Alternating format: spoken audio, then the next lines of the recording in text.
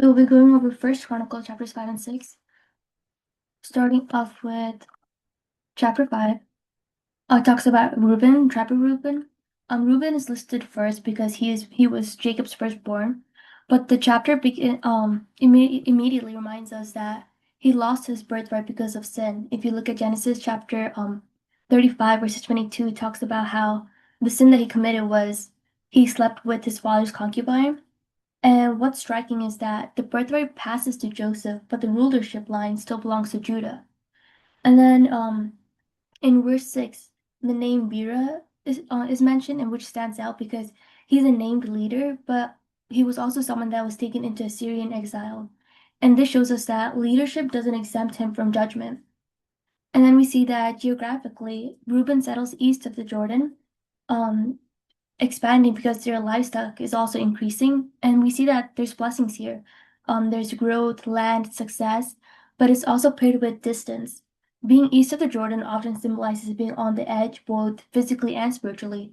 Reuben prospers, but not at the center of Israel's life or worship. Then we see Reuben defeats the Hagrites during Saul's reign, demonstrating that even a tribe marked by failure can experience God's help when they depend on him. And from this section, we can see that privilege can be lost, blessings can coexist with distance, and leadership doesn't replace obedience. Yet God still works through imperfect people until the true firstborn Jesus Christ comes and secures forever what Reuben lost. Then the next section talks about Gad. The Gadites settle in Bashan and Gilead, which is a rich land, but also considered to be a dangerous border territory. Then there's this long list of names, but there's a purpose to it, and we talked about this last week as well. It shows that God knows who these people are, even out on the edges of Israel, and they're not forgotten. What really defines Gad is how they fight. We're told that they're trained people, they're equipped and numerous, but one thing is made clear that they still cry out to God in battle. Their victory over the Hagrites isn't credited to skill or numbers, but to trust.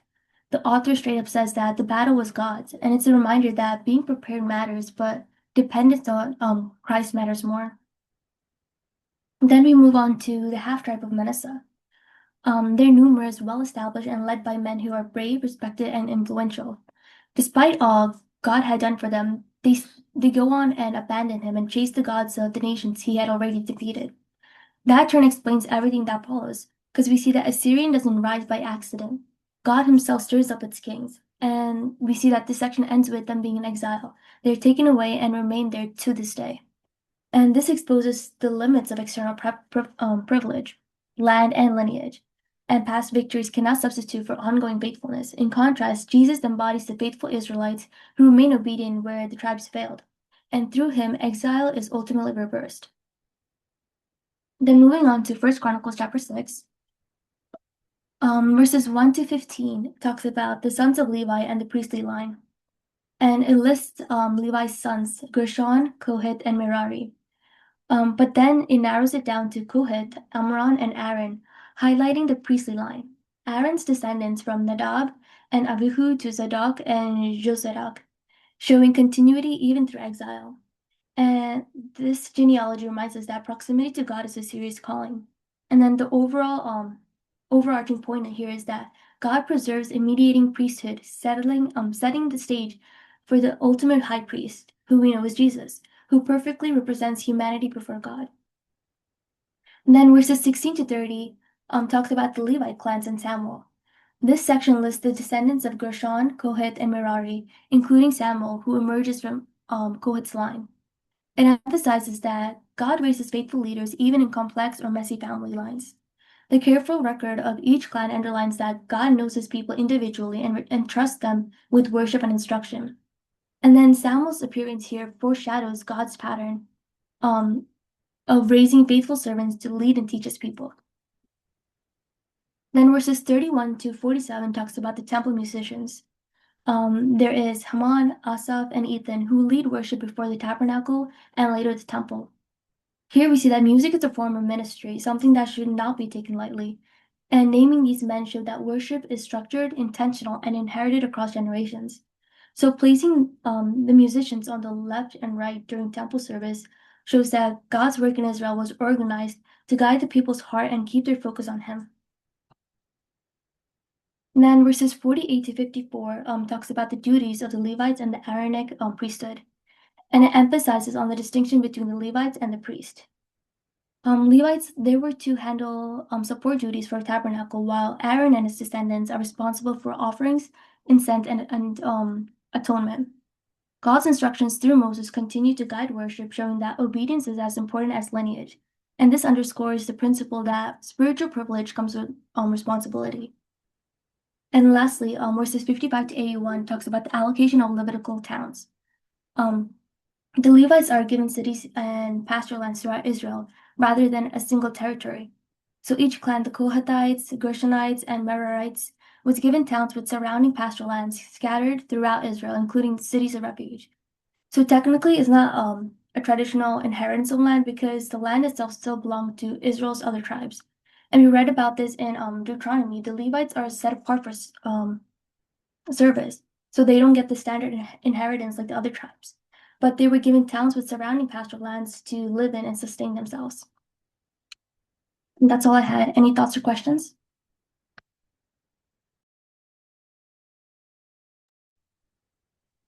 Thanks, Reba, for sharing.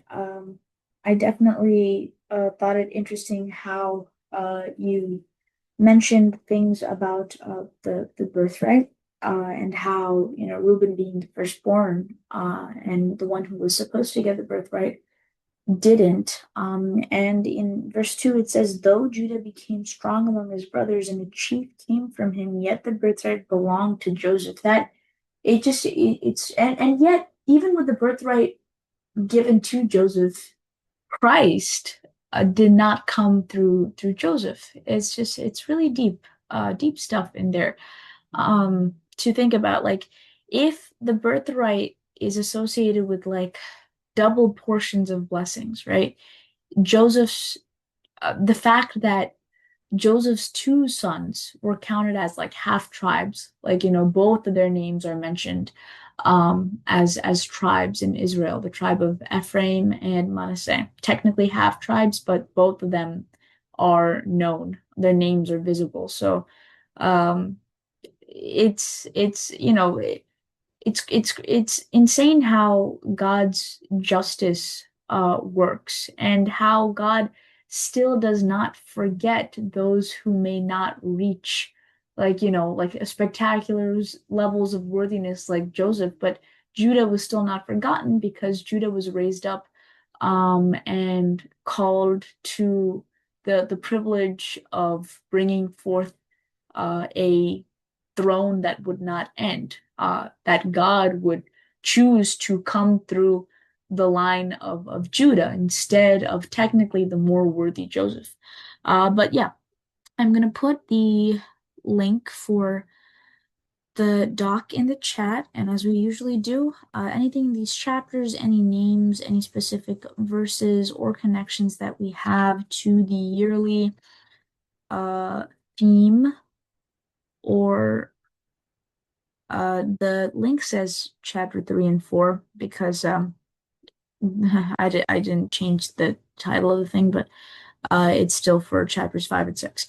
But yeah, any connections to the yearly theme or connections to how Christ is foreshadowed, anything in there that the Holy Spirit gives all of us to share, we will regroup and share. So I will pause the recording and we can get our thoughts down. And we can go through all the thoughts that we have for the limited time that we have left. Okay. So feel free to jump in the middle of any of us sharing if someone has a connection that they need to make in that moment or something to ask or challenge or question. Okay.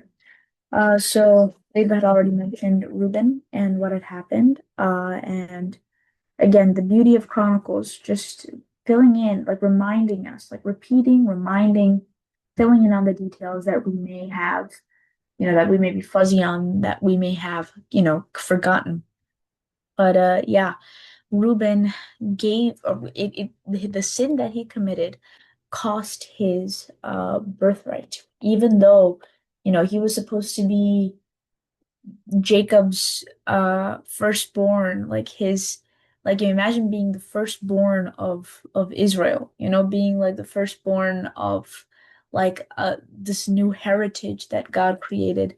But he missed out on that birthright because of the lust of the flesh and sin. Very similar to Esau, who sold away his birthright for a momentary giving in to the demands of his flesh, which is called out in Hebrews chapter 12, verse 16. Um, if one of you guys want to take that and read it, Hebrews chapter 12, verse 16.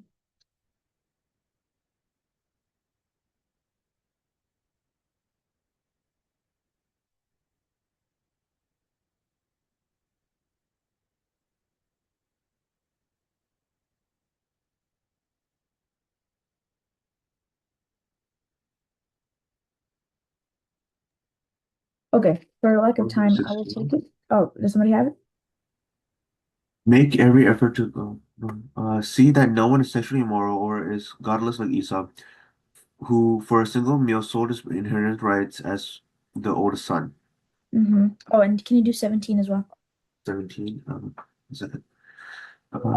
Afterward, as you know, when he wanted to inherit this blessing, he was rejected. Even though he sought the blessings with tears, he could not change what he had done. Mm.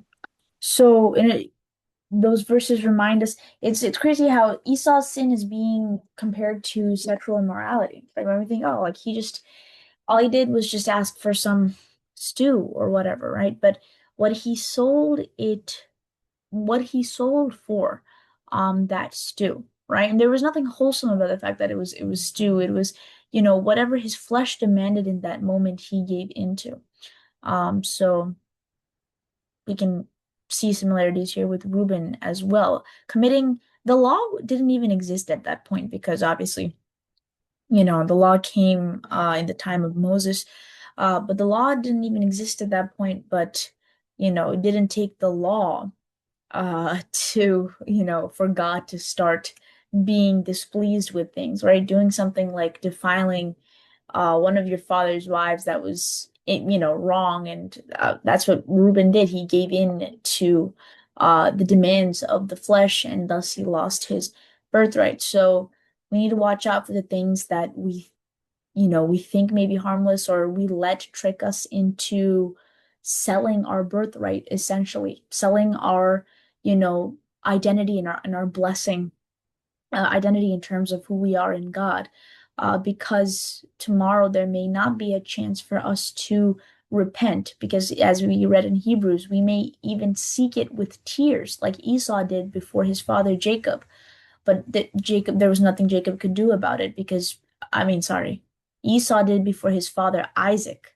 I apologize. I don't know how many times I made that mistake in the past 2 minutes. I apologize. Esau cried before his father Isaac, asking if there was any chance for him to obtain that birthright blessing. There was nothing Isaac could do because Jacob, Esau's brother, had obtained that blessing. So let us not be like Esau and Reuben and give in to what is momentary. Yet the birthright belonged to Joseph. Yeah. So the birthright goes to the one who actively craves and desires it, through loving the Lord and wanting connection with him. So we know that Joseph was different in his brothers in that matter, in that Joseph saw dreams from God and he had the Spirit of God lead him and reside in him. And that's not just us, you know, putting two and two together, making inferences. The Pharaoh of Egypt in that time himself, like the Pharaoh who worshipped idols, could even tell when he saw Joseph that there was no one else like Joseph in whom the Spirit of God resided. And as we know, Joseph had opportunities to give in to the lust of the world, but he did not. So we can see the blessing of the birthright play out in Joseph's life. Even though he started out being the least of his brothers, God lifted him up, and his descendants were honored as well with that double portion, that birthright blessing.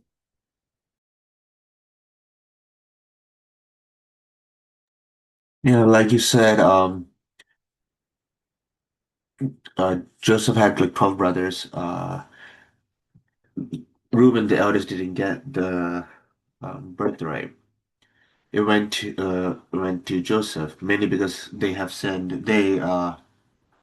We know what kind of sins they did. They sold off their brother to slavery. In that way, we could also consider the Benjamin, the youngest. He didn't do that. So why was Benjamin overlooked? Benjamin being younger than Joseph. Joseph was the one that was that was punished, but also because Joseph was able to interpret dreams, he was able to have a conversation with God through dreams and figure out what's happening, what's going to occur, like with the famine. So that's why, since God had like a personal connection with Joseph, like that, the inheritance went to him and his sons. Reba brought up how God's faithfulness was evident in the descendants of Gad and how they fought against the Hagrites. And it was given, I'm sorry, we're still talking about Gad, right? Yep, okay. And they cried out to God in battle, and God granted their urgent plea because they trusted in him.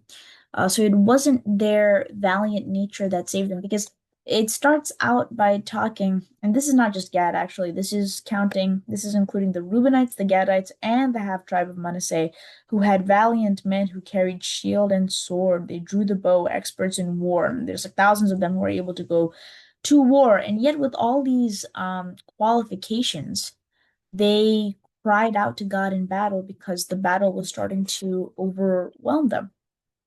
So it wasn't their power that saved them, but it was God who gave them the victory. If you notice in verse 22, for many fell because the war was of God.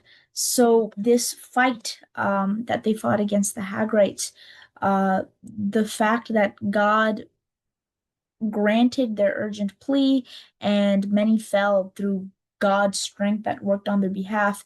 It showed that this fight was of God. We often fight the wrong battles. We try to expend and waste energy on things that don't require that. We fight for senseless things, petty things, things that are not aligned with God's will.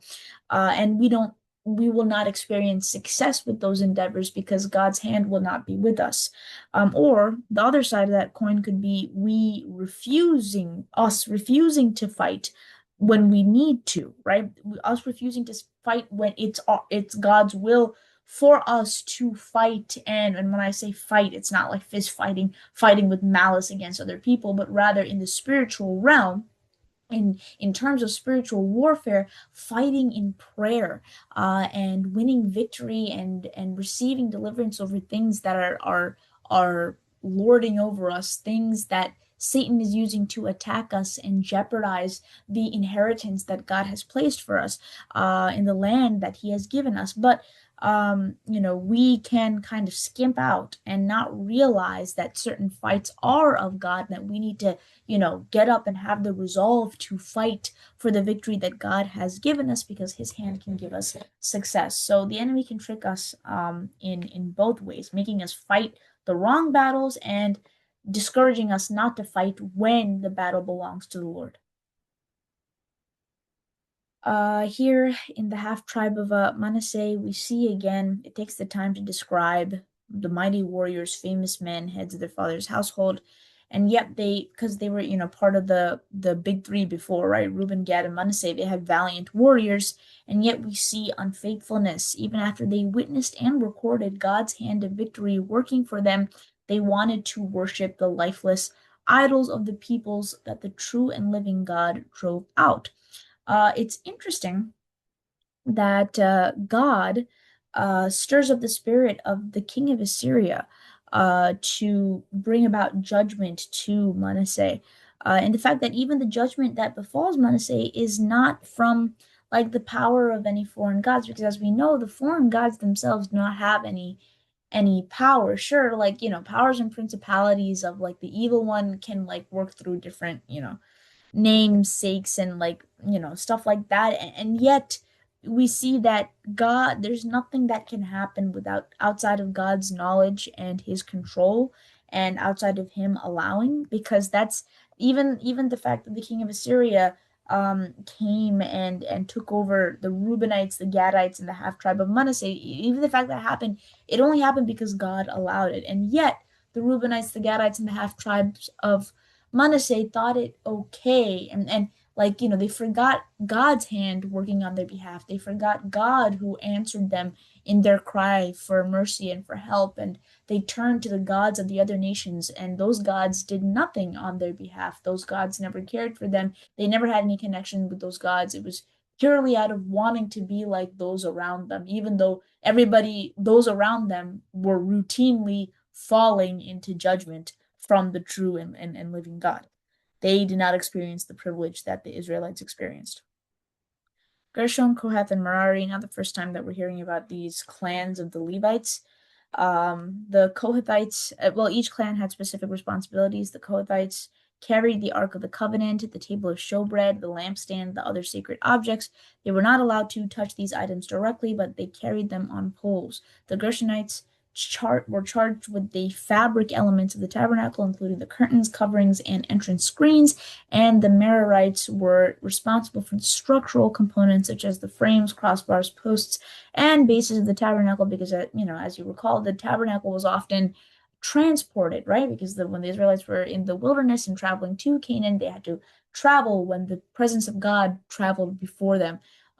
So the clans of the Levites had to be on the ready to disassemble, reassemble the tabernacle when it was time to go and you know, move.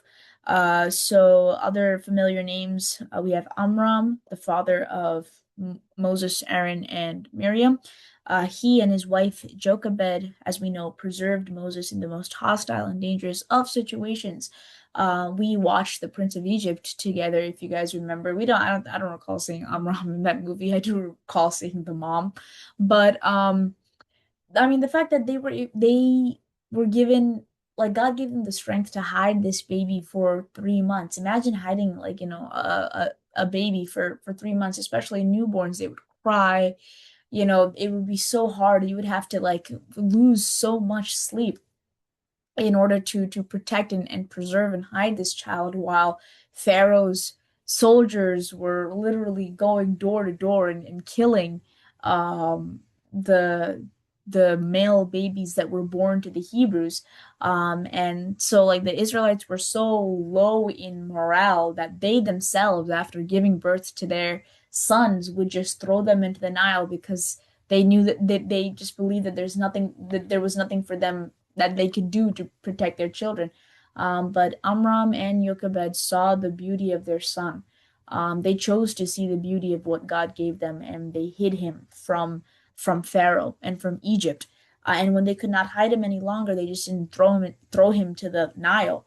They put him in that basket of reeds that the mother covered with what's it called, like tar, like a tar like substance, so that no water from the Nile could seep in. So there's so much spiritual significance behind that. Like, God requires us to be unstained and unaffected from the world that is Egypt, from the powers of the evil one, like the way Pharaoh tried to extend his reach and try to kill off all of the Hebrew males. In the same way, Satan is trying to extend his reach and his power to cut off all the children of God and keep them from delivering God's people from their states of slavery to sin, to the world, to Satan, right? So much spiritual significance behind that. And if God gives us the privilege to be parents, to be people who are leaders, um,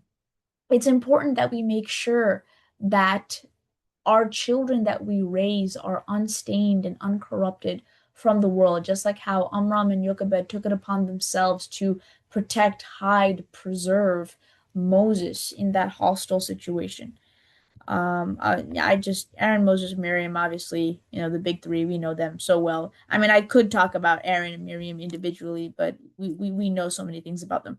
Uh, these four, Nadab, Abihu, Eleazar, and Ithamar, the sons of Aaron, um, they had the heritage of like the high priesthood, right?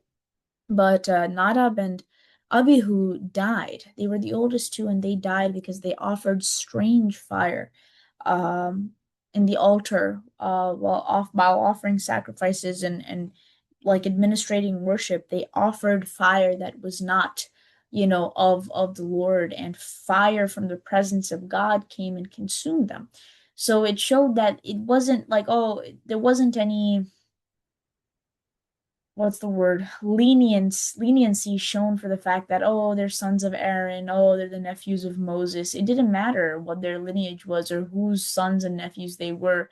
They couldn't disrespect the worship that was to be going to God, because it meant so much. Like, it's easy to question, like, why is God making such a big deal out of it? But we know on the other side of history that this is all pointing to Christ, right? And worship to God and things that are pointing to God's ultimate plan are not things that can be put down. Worship to God should never be disrespected and seen as less than. And there's nothing of ours. There's no strange fire and things that we can invent and manufacture. Like, that is incompatible with like godly fire. That is incompatible with godly worship, and it doesn't matter who we are, and what our lineage is, and no matter how impressive our, like, and whoever our credentials are, and like how many people there are to write letters of recommendation for us. If you go and offer strange fire in the presence of God, you will be struck down. Phineas, that was Aaron's grandson. If I think that's Eleazar's, yeah, Eleazar fathered Phineas. So Aaron's grandson, we have read about Phineas before, during a time. This was like right after, you remember, if you remember Balaam, the prophet, like the talking donkey, all of that happened when the king of Moab kind of tried to buy Balaam out to curse the Israelites from afar. Obviously, Balaam did not manage to do it because God was for the Israelites.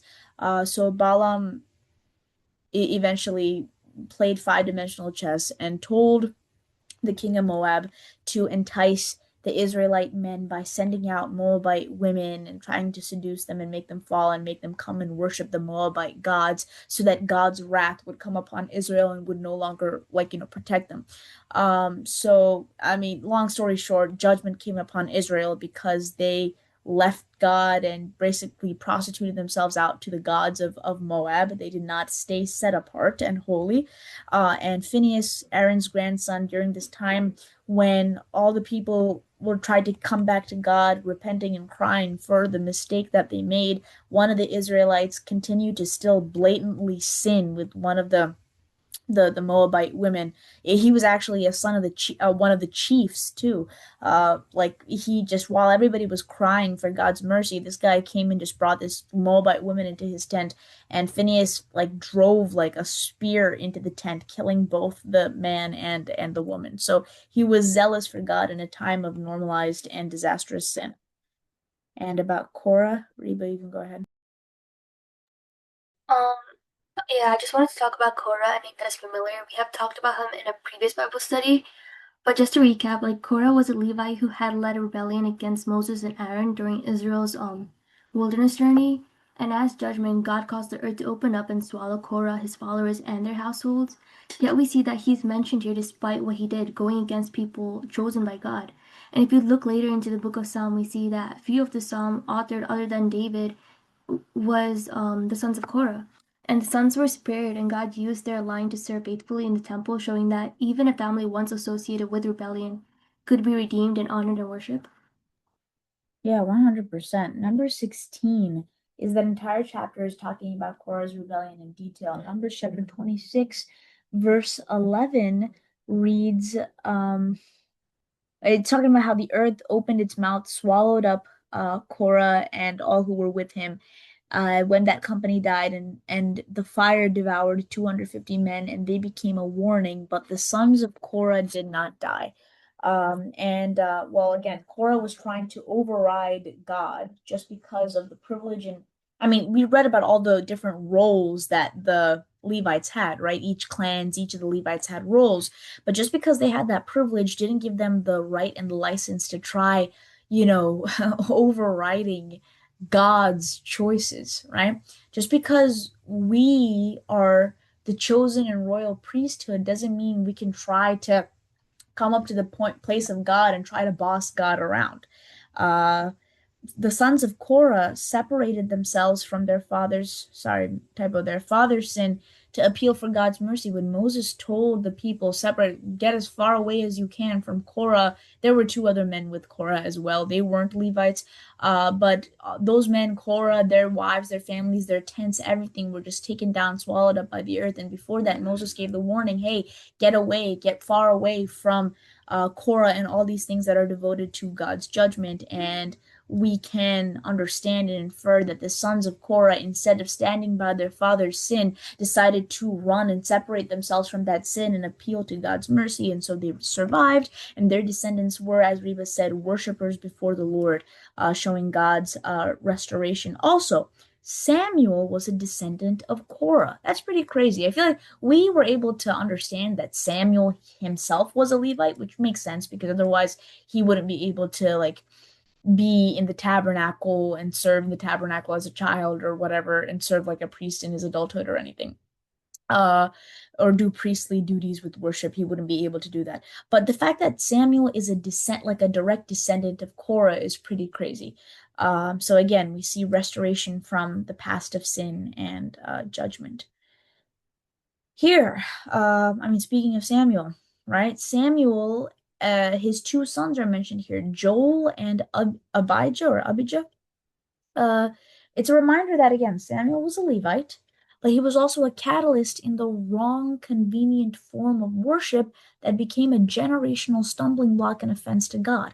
The high places. Samuel basically kick-started that in Israel, because as we know, during the time of Eli and his evil sons, um, the ark of God was taken by the Philistines, right? We read that together. We've been there. We read through all of that.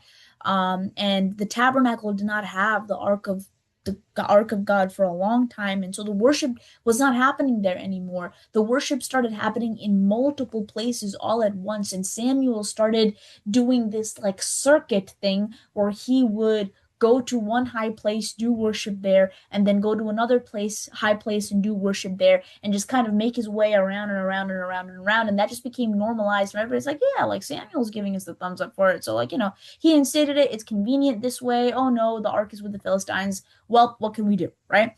But that was wrong. It became such a stumbling block. We're no strangers to that because we got through like First and Second Kings, and we just saw how disastrous the high places were and how long it took for that to be weeded out just for it to be brought back in again. Like it's such a devious, a poisonous cycle. And it's crazy to think that Samuel was the one who kick-started that. And all like the fact that he did not take the initiative to bring the Ark of the Covenant back to the tabernacle, like once it was well, because remember, the Philistines brought the ark back, right? They were like, please get this ark away from us because it's killing us, right? But it spent decades in another guy's house, which I'm not gonna go into that rabbit hole, but you already know it spent decades in Uzzah's father's house, right? And Samuel did nothing about it. It only came back when David started wondering where the Ark of the Covenant was. Anyway, it may be due to this nonchalance in terms of worship, right? This choosing of convenience in worship. That may be the reason why Samuel's sons, Joel and Abijah, were known as corrupt people who took bribes. That's insane. They were known as corrupt people who took bribes. Because again, Samuel grew up watching how Eli messed up with Eli's sons, So you would expect Samuel, the way Samuel turned out the way he did was not because Samuel had like used the great role models of Eli and his children, but rather because his mother Hannah kept him set apart and fed him with the word and made him revere God's presence and know God's presence and serve in God's presence. But he did not do the same thing with his sons, and that's what made Israel want a king really badly, and reject their own king because they did not see good leaders in Samuel's sons. What I wanted to say was how like worship is something that's like a big responsibility, of course. And this portion here, it highlights how everything should be in order, how like it should be disciplined and with the intent to give like all the glory to God. Yeah, I really love that point because the order of worship is not determined by humans, right? It's not disciplined according to like human standards or because humans make up an agenda or an order of events, but because God should be in complete control. I love that point. And it's crazy until like Solomon built a house. If you remember, excuse me, when we read about that part, when Samuel dedicated the temple, and the priests were there and they were beginning to do all the priestly duties inside the temple, it said that the presence of God became like the glory of God descended upon like the temple, and like the atmosphere became so heavy and the glory was so heavy and overwhelming that the priests could no longer stay inside the temple and they had to get out, right? So it's showing us that that's what we need in worship, God's glory completely coming, overwhelming, taking complete control so that no human agenda, no matter whoever's running the agenda, the priests, yeah, they may be chosen for worship and service and worship, that's great and all, but they shouldn't be running this. It should be the presence of God, and whatever God wants, what pleases him, that is what worship is. So great point there. We see that in terms of ministered with song, right? That's the specific ministry that's being talked about in this portion. Haman, Asaph, and another guy who I forgot to highlight, but I assume is Ethan.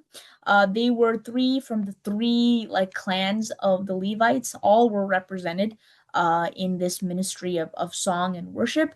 And we know where they come from too. Haman, we see, is restoration again, because Haman was Samuel's grandson. He was Joel's son, one of the corrupt, right, bribers. Yeah, Joel's son, Haman. So we see there's a removal from the legacy of Haman's father's corruption and failure, and Haman is now a worshiper and a testifier of God's mercy and his God's restoration. Asaph is a familiar author of many psalms, right? And notice it says his brother Asaph, right? It the Levites, even though I mean, yeah, they're all like distantly like related because they're all of a single tribe and they come from Levi, but like Asaph is called like Haman's brother. Oh, Asaph, right? And even though they're like distantly cousins or whatever, but it's a shame if worship becomes a competition between people who are supposed to be a brotherhood of priests, and we are the royal priesthood, as we know from First Peter. Those who are saved and born again per the word of God, those who have accepted Christ's salvation, and are new creations in Him, who are part of God's family by accepting and following through with His salvation that He has set up. We are the royal priesthood and we are brothers. We are sisters. We can't stoop to the levels of competing with one another in worship. That's wrong. That's happening way too much. There's so many politics, so much politics going on nowadays. I can't really speak much for other denominations because I don't know, but I know very specifically in the Pentecostal denomination, so many shameful things are happening in the higher stages of like worship and stuff, and like in different churches there's like petty like problems, people problems starting because of, oh, like I can't get to sing this, or oh, like I can't sing loud enough here, or I my voice is not being heard, or these people are making a problem with worship and the music and the yada. God is completely being taken away from the equation of worship. It's about people, and it's a shame if there are people problems in worship, because you're supposed to be brethren together, putting the highlight and the focus upon God. Again, worship is not supposed to be run by human agenda. So that's really highlighted here. I realize it's 7:19, so we need to put a wrap to this real quick. So we'll go through the final points really quickly. Yeah, again, the brothers and their brothers, the Levites, were appointed for the service of the tabernacle of the house of God. So there were those who were appointed to the service of song and worship, right? We read about those, and everybody else had their own responsibilities as well. When we looked at the Kohathites, Gershonites, the Merarites, during the time of the tabernacle, each clan had a responsibility when it came to the parts of the tabernacle that they were responsible for. When it came time for the temple to be built, obviously you no longer have a tent anymore, right? So the responsibilities kind of shifted, but each person, each Levite was still given a responsibility and an obligation, things that they had to fulfill. So yeah, nobody was exempt. Everybody had a role to play. And that's the same thing today with worship. Nobody should be a spectator in worship. It shouldn't be, yeah, the worship team comes and does this, and then the pastor comes and does this, and I just watch it and I give it like a rating and I go back home. Everybody should be involved in participating in worship. Oh, okay, I'm not gonna spend too much time, but Aaron, again, Aaron was the first high priest. God should have never like chosen Aaron, if you think about it, because even before, as like God was giving Moses the instructions about the priesthood and the tabernacle and everything up on Mount Sinai, in the meanwhile, down below, Aaron was literally leading the construction and the worship of the golden calf. Like God should never have chosen, because that was happening simultaneously. That's like the most like diabolical part of this. God is giving Moses the law on the top of Mount Sinai, and Aaron is doing all this mess like down at the bottom at the exact same time. But and it's and yet, right?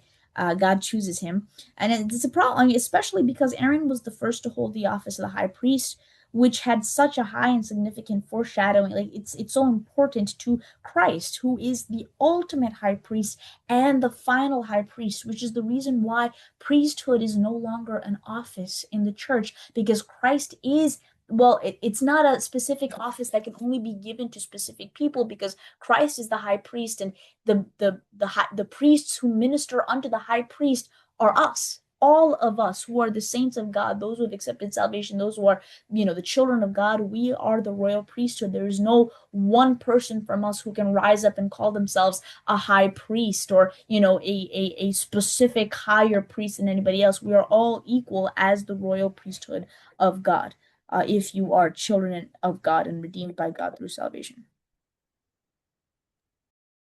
I already talked about this in the summary about the Levitical inheritance, that they don't have a physical inheritance per se, but we see that God provides for those he calls to, those who does his work, because he is Jehovah Jireh.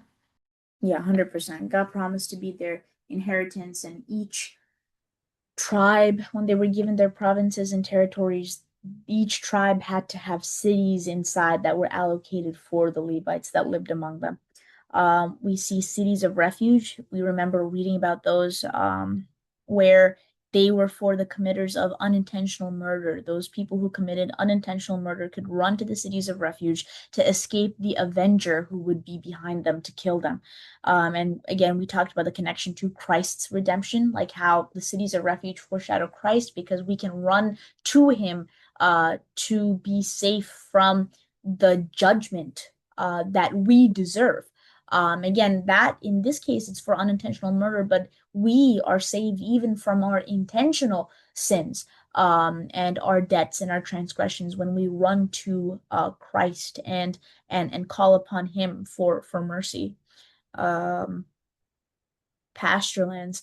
This is repeated a lot. Like you see, there's like so many repetitions of pasture lands of the different cities given to Levites.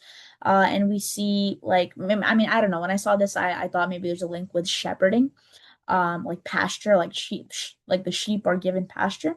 So Christ, our high priest, typo there, and he's our good shepherd, right? So the roles of the Levites in the priesthood as shepherds among the people, shepherding the people, leading them to be made right with God, leading them to be atoned with God. And obviously, Christ is the good shepherd, but we are called to be faithful in our responsibilities as the royal priesthood. And, we need to shepherd people to the good shepherd, right? I'm not going to make us read it, but we already know this verse, 1 Peter 2, verse 9. We are the royal priesthood of God, right? We're set apart to praise the one, to testify about the one who called us out from darkness and into his glorious light. We are obligated to preach the good news and tell people about how they can be made right with God, shepherd them, point them to the right pastures, point them to the source of the good pastures, of the still waters. Just as Christ fulfilled that role as his priesthood, we have to shepherd those around us as well. So yeah, that concludes our thoughts on First Chronicles chapter 5 and 6.